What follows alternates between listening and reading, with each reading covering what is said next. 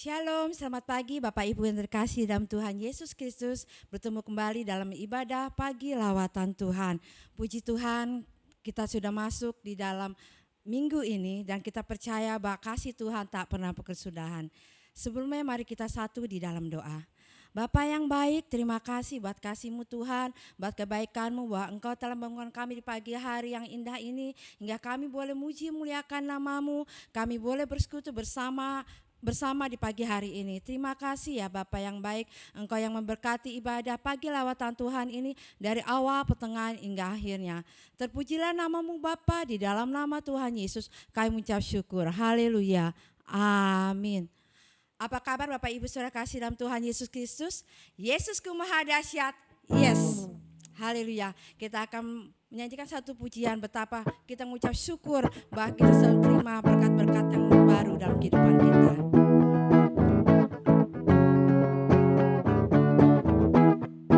Terima berkat cita surga, itulah kekuatan bagi jiwa. Ku dapat rasakan kasih-Nya di tengah badai yang bergelora. Terima sukacita surga, itulah kekuatan bagi jiwa. Ku dapat saksikan kuasa-Nya, taklukkan badai yang bergelora. Haleluya. Kau ada dalam hatiku, takkan patah semangatku, takkan hilang kekuatanku. Haleluya. Ku mau bersorak bagimu, sukacita surga nyata penuhiku. Terima sukacita surga, itulah kekuatan bagi jiwa. Ku dapat rasakan kasih-Nya di tengah badai yang bergelora. Terima sukacita surga, itulah kekuatan bagi jiwa. Ku dapat saksikan kuasa-Nya, taklukkan badai yang bergelora. Haleluya. Kau ada dalam hatiku, takkan patah semangatku, takkan hilang kekuatanku. Haleluya. Ku mau bersorak bagimu, sukacita surga nyata penuhiku.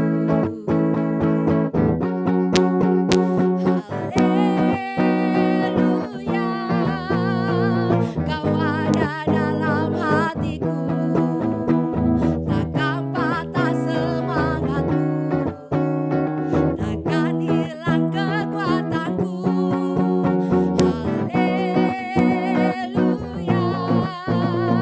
Ku mau bersorak bagimu, sukacita surga nyata penuhiku.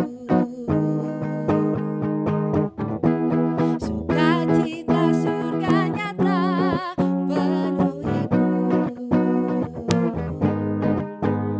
Sukacita surga nyata penuhiku.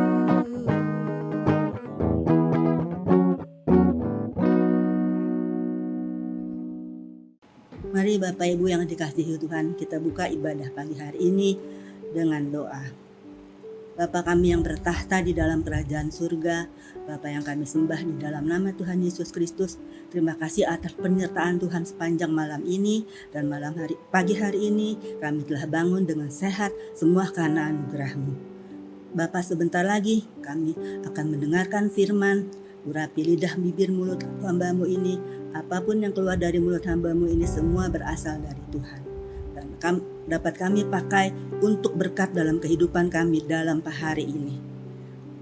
Tutup bungkus kami dengan kuasa darah-Mu, sehingga firman ini menjadi rema dalam kehidupan kami. Di dalam nama Yesus kami berdoa dan mengucap syukur. Haleluya. Amin. Shalom Bapak Ibu yang dikasihi Tuhan. Selamat pagi, selamat beraktivitas. Ada baiknya sebelum kita beraktivitas, kita dengarkan dulu sebagian kebenaran dan firman Tuhan yang akan saya sampaikan. Tema yang akan saya sampaikan pada pagi hari ini adalah tekun dalam beribadah. Tekun. Bapak Ibu mungkin pasti sudah tahu tekun itu apa. Di dalam kamus besar bahasa Indonesia, tekun itu adalah rajin, giat, bersungguh-sungguh. Tekun dalam beribadah.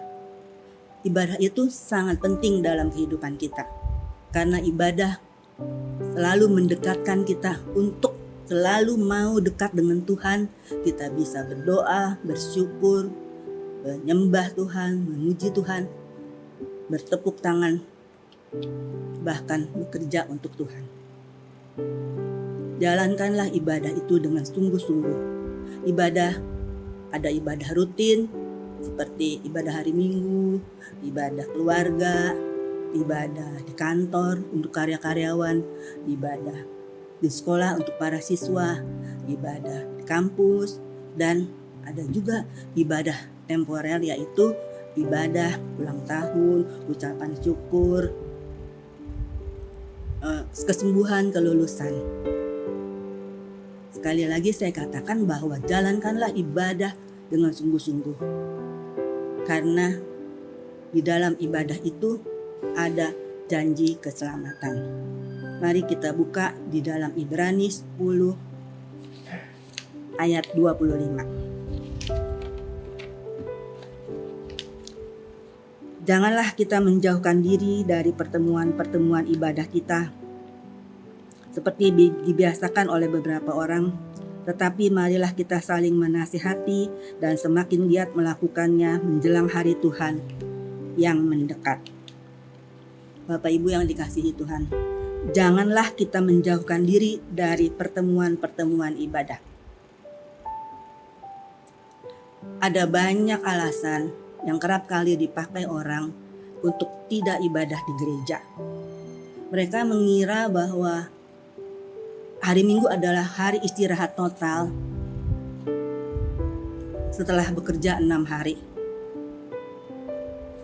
Ada juga alasan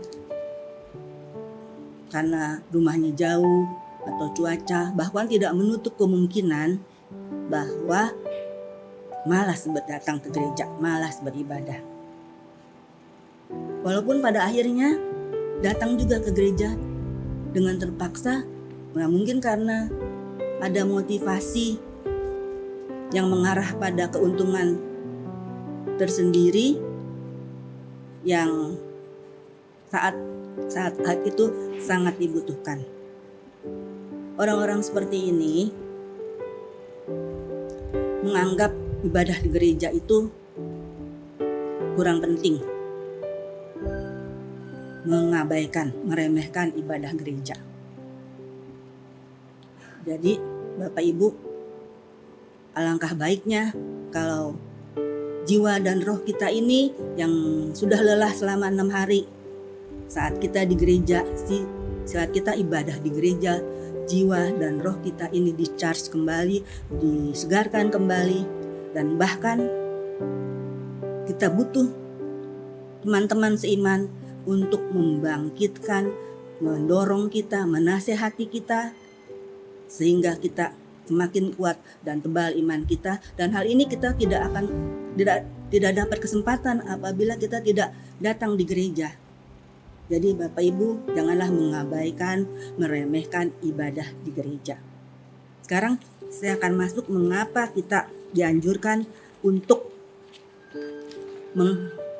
tidak menjauhkan pertemuan-pertemuan ibadah.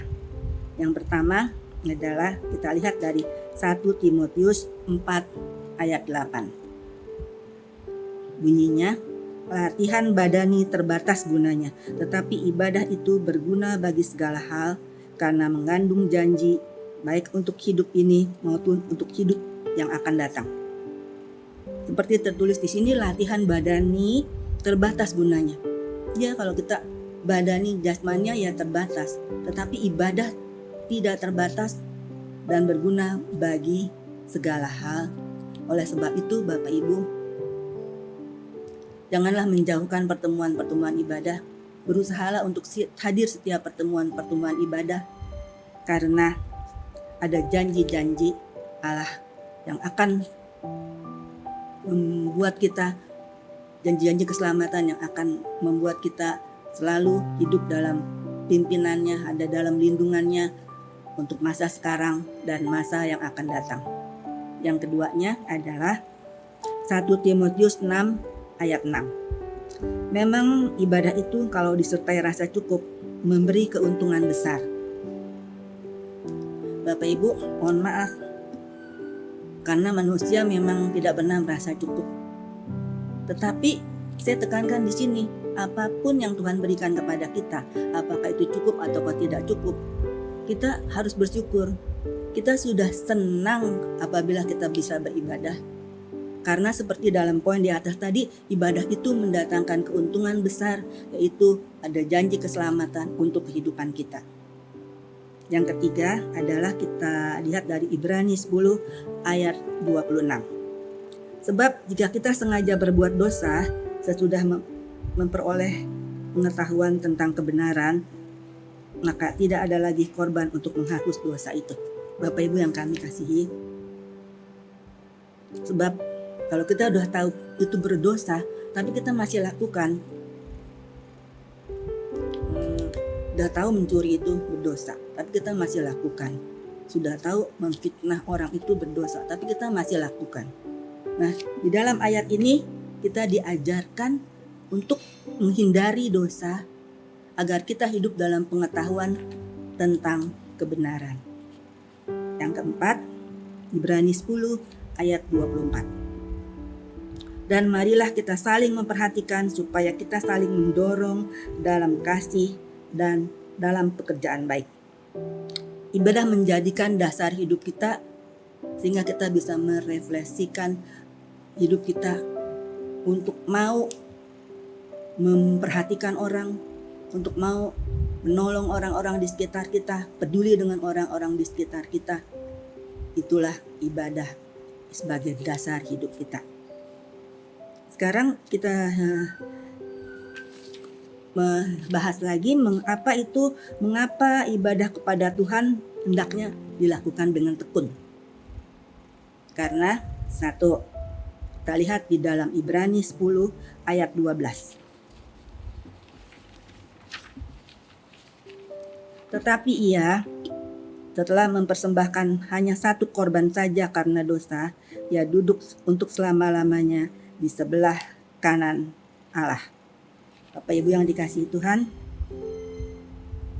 Kristus sudah begitu baik mau mengorbankan dirinya untuk menebus dosa kita. Masakah kita mau menjauh darinya? Tetaplah rajin beribadah, tetaplah tekun beribadah, karena Yesus sudah mengorbankan dirinya untuk mengampuni dosa kita. Jangan tinggalkan ibadah. Keduanya, kita lihat di dalam Ibrani 10 ayat 19 sampai 20. Jadi saudara-saudara, oleh darah Yesus kita sekarang penuh keberanian dan dapat masuk ke dalam tempat kudus. Karena ia telah membuka jalan yang baru dan yang hidup bagi kita melalui tabir, yaitu dirinya sendiri. Jadi Bapak Ibu, Kristus sendiri yang sudah membuka jalan, membuka akses untuk kita bisa beribadah, masuk ke dalam hadiratnya yang penuh dengan sukacita. Sebab itu, tetaplah kita beribadah, tetaplah hadiri pertemuan-pertemuan ibadah, jangan tinggalkan.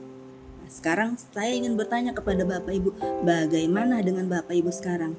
Apakah tekun menghadiri pertemuan-pertemuan ibadah atau sebaliknya? Memang dunia kita ini, daya tarik dunia semakin besar saat ini. Apabila kita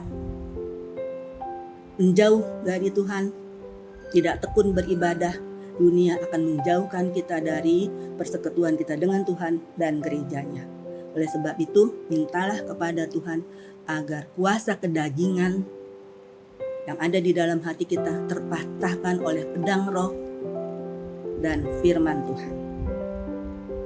Tuhan Yesus memberkati. Selamat pagi. Terima kasih. Mari Bapak Ibu kita bersatu di dalam doa. Kita tutup ibadah ini, ibadah pagi lawatan Tuhan. Bapa di dalam surga, hamba-Mu telah selesai berbicara. Hamba-Mu berbicara dengan sebatas yang hamba-Mu bisa. Hamba-Mu berbicara kurang sempurna.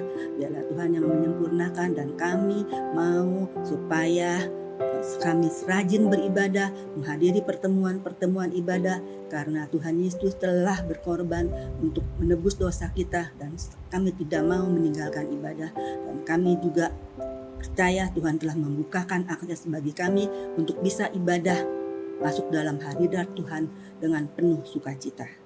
Tutup bungkus kami dengan kuasa darah Yesus, agar aktivitas kami sepanjang hari ini berjalan menurut kehendak Tuhan. Di dalam nama Yesus kami berdoa dan mengucap syukur. Haleluya. Amin.